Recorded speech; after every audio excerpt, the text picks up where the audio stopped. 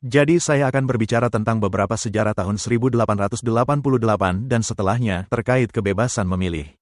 Tapi saya ingin mengatur panggung sedikit. Kami belum benar-benar berbicara hari ini tentang sebuah organisasi. Tahun 1863, seperti yang kita semua tahu, adalah tanggal ketika Masehi Advent hari ke-7 di organisasi. Sekarang jelas mereka telah menjadi seorang Advent sejak gerakan Miller. Dan di sini aliran Baptis dan Metodis dan orang-orang yang berhubungan dengan Kristen berkumpul bersama. Setelah belajar dan mendapat berkat Tuhan dan membentuk gereja Masehi Advent hari ke-7. Apa yang sering kita lupakan atau mungkin tidak kita ketahui, adalah pada tahun itu juga NRA dibentuk. Dan saya tidak berbicara tentang Asosiasi Senapan Nasional.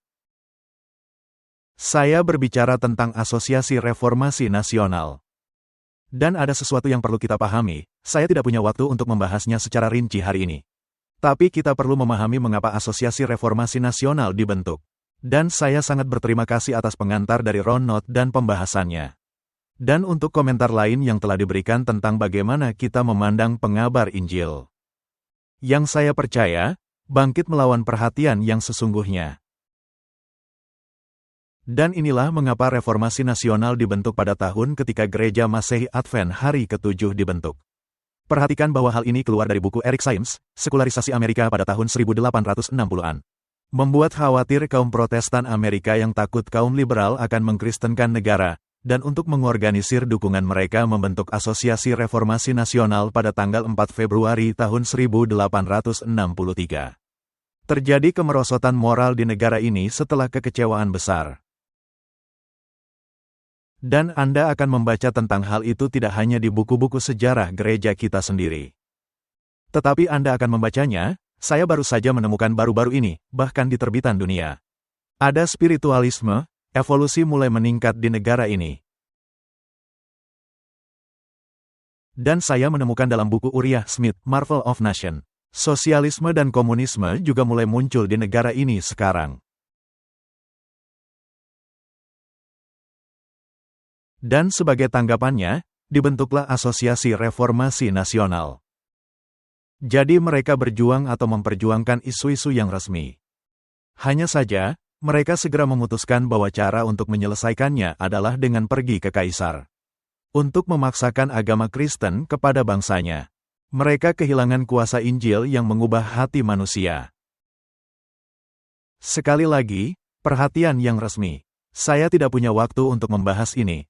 Uriah Smith menghabiskan 20 halaman untuk menunjukkan bagaimana isu konservatif liberal ini dapat berlangsung selama 40 tahun dan mencapai puncaknya. Dia tidak membahas bagian ini, tetapi itu mencapai puncaknya pada tahun 1888. Setelah tahun 1863, mereka ingin segera membawa perubahan pada konstitusi. Dan mereka mendorong undang-undang hari Minggu. Dan akibatnya, muncullah liberalisme. Dengan demikian, sebagai akibatnya, konservatif reformasi nasional muncul lagi dan berlangsung lagi. Pada tahun 1879, setelah 16 tahun mencoba legislasi federal, NRA memutuskan untuk pergi ke negara demi negara dan kemudian hukum itu langsung efektif. Negara demi negara mereka datangi dan tidak ada satupun negara bagian ataupun wilayah yang tidak memberlakukan undang-undang hari Minggu yang sudah tertulis. Atau membuat undang-undang baru yang dalam waktu singkat mencakup seluruh negara ini. Dan semua negara bagian dan wilayah pada saat itu. 1.600 orang ditangkap di California saja pada tahun 1882. Termasuk W.C. White dan J.H. Wagner karena masalah hukum hari Minggu. Hanya 30 mil dari rumah saya, seseorang didenda $25. Di sebuah pertemuan perkemahan Advent, karena bekerja di dapur, yang termasuk melanggar hukum hari Minggu. Jadi pada tahun 1879, ketika mereka pergi dari negara ke negara, hal itu menjadi sangat positif bagi gerakan mereka. Pada tahun 1888, 9 tahun kemudian, itu bukan hanya reformasi nasional, ada 3 organisasi lain yang bergabung. Dan ini luar biasa, apa yang telah dimulai sebagai gerakan yang berakar yang menyebar ke seluruh negeri. Di mana kelompok-kelompok ini bergabung bersama untuk membawa perubahan kristenisasi di negara kita.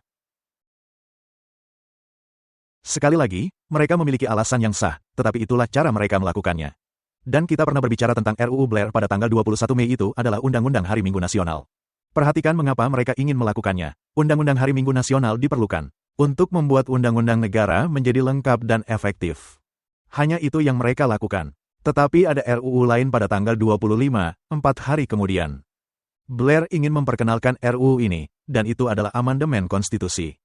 Dan gagasan dalam hal ini adalah untuk menetapkan agama Kristen sebagai agama negara. Dan ini dilakukan dengan mengesampingkan semua agama lain. Apakah Anda melihat betapa cepatnya apa yang telah ditetapkan oleh para pendiri negara ini akan berubah jika hal ini terjadi? Dan semua ini menjadi konteks atau latar belakang dari apa yang disebut Ellen White sebagai pertemuan yang paling penting. Pikirkan hal ini. Sebuah konferensi umum di mana semua pemimpin gereja akan berkumpul. Kemudian pergi kepada para jemaat dan membagikan apa yang Tuhan ingin lakukan di konferensi ini. Dan Ellen White, dari mimpi yang ia alami pada musim panas itu, mengatakan hal ini. Ketika ia menulis kepada saudaranya pada musim panas 1888. Ia berkata, kami terkesan bahwa pertemuan ini akan menjadi pertemuan yang paling penting yang pernah Anda hadiri. Semua ambisi yang mementingkan diri sendiri harus dikesampingkan, dan Anda harus memohon kepada Tuhan agar rohnya turun ke atas Anda seperti yang turun ke atas murid-murid yang berkumpul pada hari Pentakosta. Itu adalah istilah hujan akhir. Dan saya percaya dengan segenap hati saya bahwa Allah tidak hanya bermaksud, tetapi Ia mulai mencurahkan Roh Kudus di Minneapolis dan yang lainnya. Karena Ia ingin mempersiapkan umat ini untuk apa yang akan terjadi di bumi. Jadi, bagaimana dengan presentasi di Minneapolis?